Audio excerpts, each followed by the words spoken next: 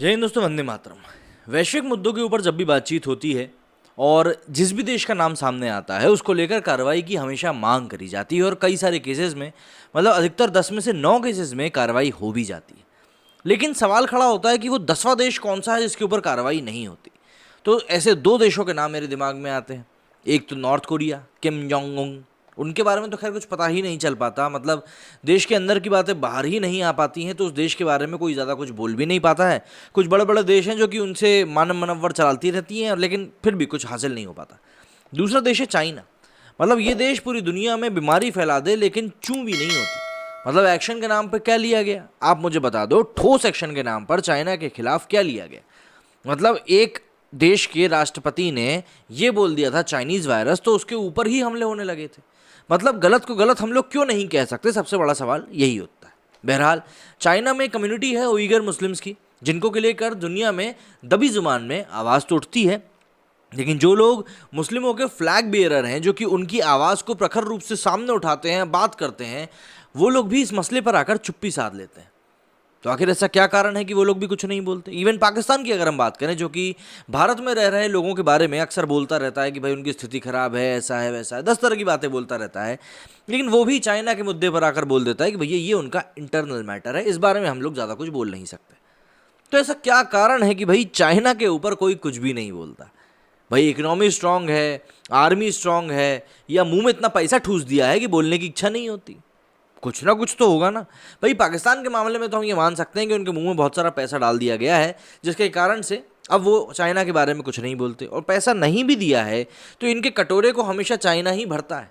तो ऐसे में पाकिस्तान तो चाइना के खिलाफ बोल नहीं सकता, और चाइना वैसे भी जानता है कि भाई पाकिस्तान को उसके ही तरफ रहना पड़ेगा, क्योंकि भारत उसका साथ देगा नहीं। ये चीज़ें कुछ ऑब्वियस सी हैं जो कि अंडरस्टूड हो जानी चाहिए एक इंसान को। अब एप्पल जो कि कंपनी है मोबाइल फ़ोन की, उन्होंने कुछ एक ऐसा ही कदम उठाया है जिसको कि लेकर एक बार फिर से हल्ला मच रहा है। लेकिन हाँ, जहाँ पर हल्ला मचना चाहिए उन जगहों पर शांति कायम है। चीन ने अपने देश में एप्पल कंपनी के स्टोर से कुरान ऐप को हटवा दिया है। एप्पल ने यह एक्शन चीन सरकार द्वारा दिए गए निवेदन के बाद लिया। कुरान ऐप दुनिया भर के मुस्लिमों में चर्चित है। वर्तमान में इस ऐप पर लगभग 1.5 लाख रिव्यू हैं। हटाए जाने के समय इस ऐप के चीन में 1 मिलियन से भी ज़्यादा यूज़र्स हो चुके थे। मीडिया रिपोर्ट्स की माने तो जानकारी के अनुसार कुरान ऐप पर यह एक्शन अवैध धार्मिक सामग्री के चलते लिया गया है। एक आंकड़े के अनुसार चीन में हटाए गए ऐप कुरान मजीद के वर्तमान समय में दुनिया भर में लगभग 35 मिलियन यूजर्स हैं। इस कार्रवाई की जानकारी सबसे पहले एप्पल सेंसरशिप नाम की वेबसाइट ने दी थी। ये वेबसाइट ऐप स्टोर में मौजूद ऐप की निगरानी करती है और उनकी गतिविधियों के बारे में अपडेट साझा करती है। एप्पल के इस कदम का मुस्लिम जगत में विरोध भी शुरू हो गया है। मुस्लिम एसोसिएशन ऑफ ब्रिटेन मतलब MAB ने इस कदम को इस्लामोफोबिक करा दिया है।